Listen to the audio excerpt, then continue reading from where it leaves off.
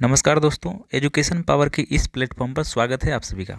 आज है 21 जनवरी 2021 और हम डिस्कस करेंगे कुछ इम्पोर्टेंट करंट अफेयर्स को। यदि आप हमारे चैनल पर नए हैं तो हमारे चैनल को सब्सक्राइब कर लीजिए। चलिए शुरू करते हैं आज के पहले प्रश्न से। आज का पहला प्रश्न है, हाल ही में समाचारों में देखा जाने वाला इलेक्ट्रिक कार कंपनी टेस्ला का मुख्यालय कहाँ है? ऑप्शन है कैलिफोर्निया, शिकागो, न्यूयॉर्क, डेनबरी। तो इसका ऑप्शन हो जाएगा एक, यानी कि कैलिफोर्निया। हाल ही में समाचारों में देखा जाने वाला इलेक्ट्रिक कार कंपनी टेस्ला का मुख्यालय कहाँ है? कैलिफोर्निया में है। अभी कैलिफोर्निया में है तो चलिए इसके संदर्भ में हम लोग कुछ बातें देख लेते हैं। कुछ मुख्य बातें इस प्रकार है। टेस्ला एक अमेरिकी इलेक्ट्रिक वाहन कंपनी है। कहाँ की है? अमेरिकी इलेक्ट्रिक वाहन कंपनी है जिसका मुख्यालय पालो अल्टो कैलिफोर्निया में, संयुक्त राज्य अमेरिका में है। इसके उत्पादों में ग्रेड स्केल, सोलर पैनल, सेवाओं में इलेक्ट्रिक कार, बैटरी ऊर्जा भंडारण शामिल है। अमेरिका की राजधानी वाशिंगटन डीसी है और अमेरिका के राष्ट्रपति जॉन बाइडेन है। इतनी सी बात आप लोग इस प्रश्न के संदर्भ में ध्यान में रखिए। चलिए हम लोग चलते हैं अगले प्रश्न पे।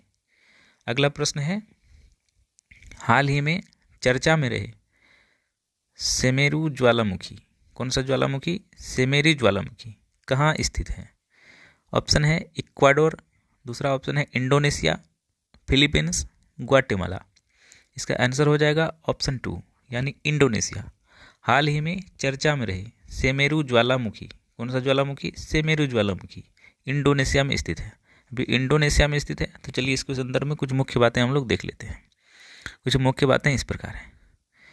सेमेरू ज्वालामुखी पर्वत पूर्वी जावा इंडोनेशिया में, कहाँ पे? पूर्वी जावा इंडोनेशिया में एक सक्रिय ज्वालामुखी है, एक्टिव वोल्केनो है। यह ज्वालामुखी पर्वत जावा द्वीप का सबसे ऊंचा पर्वत है। कैसा पर्वत है? सबसे ऊंचा पर्वत है। वर्तमान में इस स्थान पर ऊपर आकाश में 5 किलोमीटर अधिक दूरी तक आग और धुआं फूट रहा है, इसीलिए ये चर्चा में है।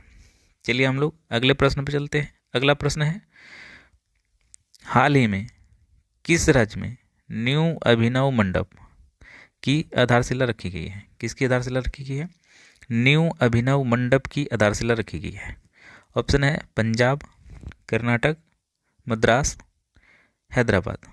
तो इसका आंसर हो जाएगा ऑप्शन 2, यानी कर्नाटक। हाल ही में कर्नाटक राज्य में न्यू अभिनव मंडप के आधारशिला रखी गई है। अब इसके संदर्भ में हम लोग कुछ मुख्य बातें देख लेते हैं। कुछ मुख्य बातें इस प्रकार है।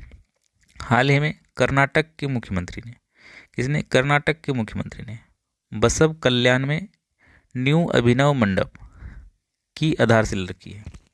क्या रखी है? न्यू अभिनव मंडप की आधारशिला रखी है। बसव कल्याण वह स्थान है जहां 12वीं शताब्दी की कवि दार्शनिक बसवेश्वर अपने जीवन के अधिकांश समय रहते थे।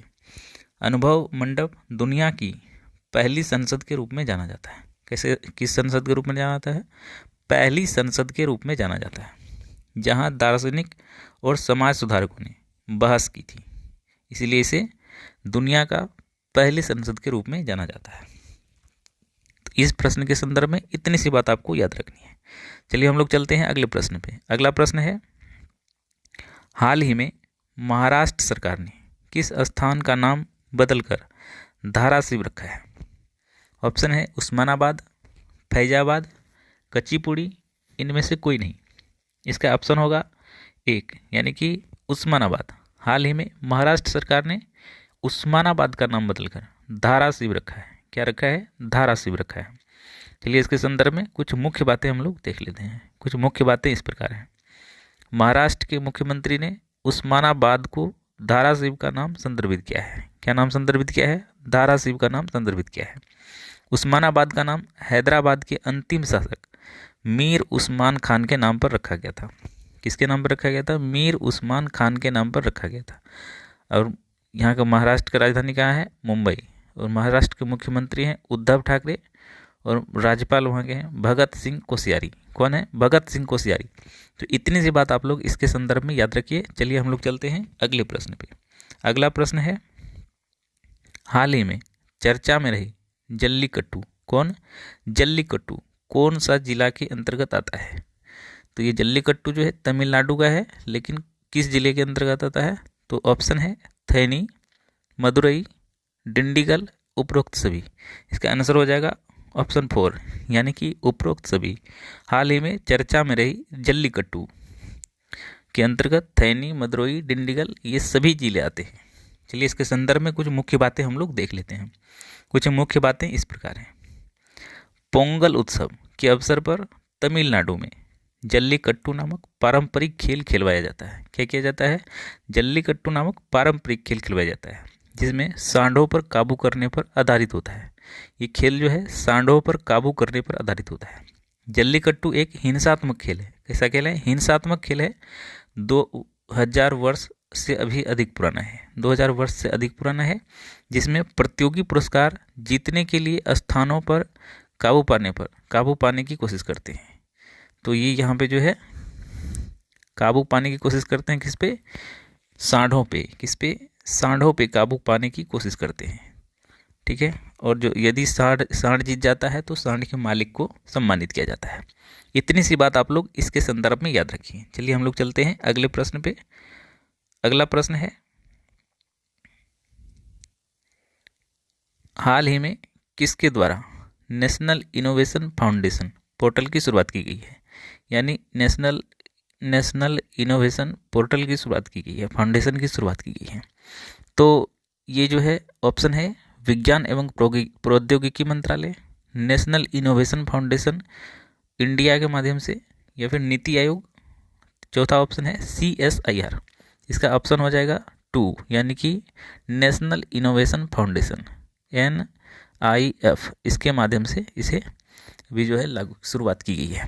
चलिए इसके संदर्भ में कुछ मुख्य बातें हम लोग देख लेते हैं। कुछ मुख्य बातें इस प्रकार हैं। नेशनल इनोवेशन फाउंडेशन विज्ञान और प्रौद्योगिकी विभाग भारत सरकार का एक स्वायत्त निकाय है। कैसे निकाय है? स्वायत्त निकाय है। नवाचारों में ऊर्जा, यांत्रिक, ऑटोमोबाइल, इलेक्ट्रिकल, इलेक्ट्रॉनिक्स, घरेलू, रासायनिक, नागरिक, वस्त्र इत्यादि शामिल है। नेशनल इनोवेशन फाउंडेशन यानी कि NIF, नेशनल इनोवेशन फाउंडेशन विज्ञान और प्रौद्योगिकी मंत्रालय के अंतर्गत आता है। किस मंत्रालय के अंतर्गत आता है? विज्ञान और प्रौद्योगिकी मंत्रालय के अंतर्गत आता है। विज्ञान और प्रौद्योगिकी मंत्री डॉक्टर हर्षवर्धन अभी है, वर्तमान में कौन है? डॉक्टर हर्षवर्धन। तो इस प्रश्न के संदर्भ में इतनी बातें आपको ध्यान में रखनी है। चलिए हम लोग चलते हैं अगले प्रश्न पे। अगला प्रश्न है, हाल ही में चर्चा में रहे हरिके वेटलैंड। कौन सा वेटलैंड? हरिके वेटलैंड भारत में कहाँ स्थित है?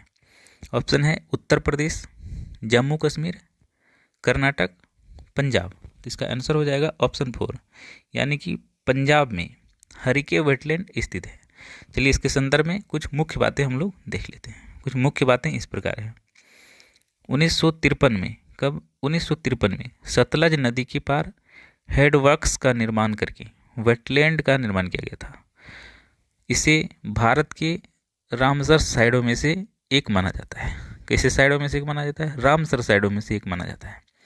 फ्लाईवे का उपयोग करने वाले शीतकालीन प्रवासी जल पक्षी पंजाब के हरिके वेटलैंड के लिए एक रास्ता बनाना शुरू कर दिया है, जो पक्षी प्रेमियों को आनंद प्रदान करता है। क्या करता है? पक्षी प्रेमियों को आनंद प्रदान करता है। और पंजाब की राजधानी कहाँ है? चंडीगढ़। और पंजाब के मुख्यमंत्री हैं अमरिंदर सिंह। ठीक है, इतनी सी बात आपको इसके संदर्भ में याद रखनी है। चलिए हम लोग चलते हैं अब अगले प्रश्न पे। अगला प्रश्न है, हाल ही में समाचारों में दिखाया गया फुरफुरा तीर्थ स्थान भारत में कहाँ है? ऑप्शन है उत्तर प्रदेश, आंध्र प्रदेश, पश्चिम बंगाल, तेलंगाना। इसका आंसर हो जाएगा ऑप्शन 3, यानी कि पश्चिम बंगाल।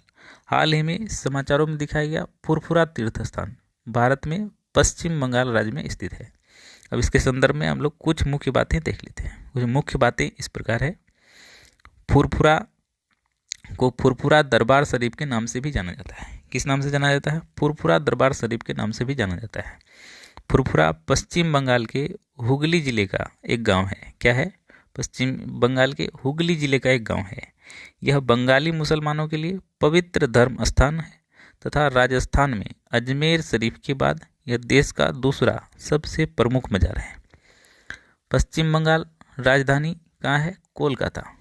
और यहाँ के मुख्यमंत्री कौन है? ममता बनर्जी हैं। और राज्यपाल जगदीप धनखड़। इतनी सी बात आप लोगों को इसके संदर्भ में याद रखनी है, ध्यान में रखनी है। चलिए हम लोग चलते हैं अगले प्रश्न पे। अगला प्रश्न है, हाल ही में रेल मंत्रालय द्वारा बनाई गई लौह अयस्क नीति, कौन सी नीति? लौह अयस्क नीति, कब से लागू होगा?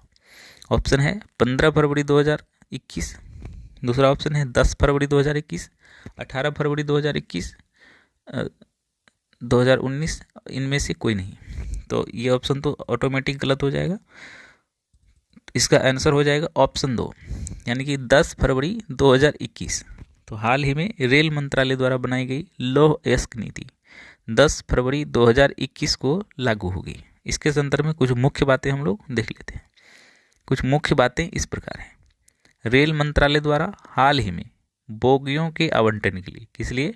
बोगियों के आवंटन के लिए लौह अयस्क नीति को मंजूरी दिया है। किस नीति को मंजूरी दिया है? लौह अयस्क नीति को मंजूरी दी गई है। इस नीति को लौह अयस्क नीति 2021 नाम दिया गया है। क्या नाम दिया गया है? लौह अयस्क नीति 2021 नाम दिया गया है। और रेल मंत्री अभी है पीयूष गोयल। कौन है? पीयूष गोयल। तो इतनी सी बात आपको इस प्रश्न के संदर्भ में याद रखनी है। आज की करंट अफेयर सीरीज का सिलसिला समाप्त होता है। मिलेंगे अगले सीरीज के साथ आप सभी से। जय हिंद, जय भारत।